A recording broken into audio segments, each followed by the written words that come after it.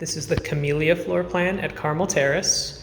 Upon entering the front door, to the side, you'll see the dining area, as well as the kitchen, which comes fully stocked with all major appliances, including refrigerator, microwave, range, and dishwasher.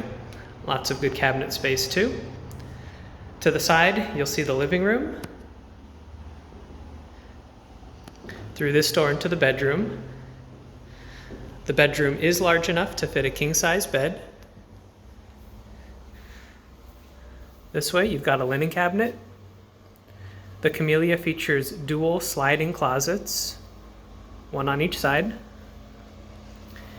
At the back, you've got the bathroom. This features a shower bathtub combination.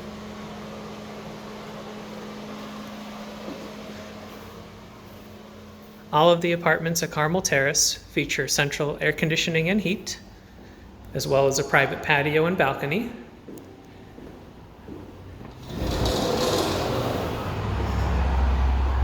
On the patio, you've got a closet with a full-size side-by-side washer dryer and some extra storage.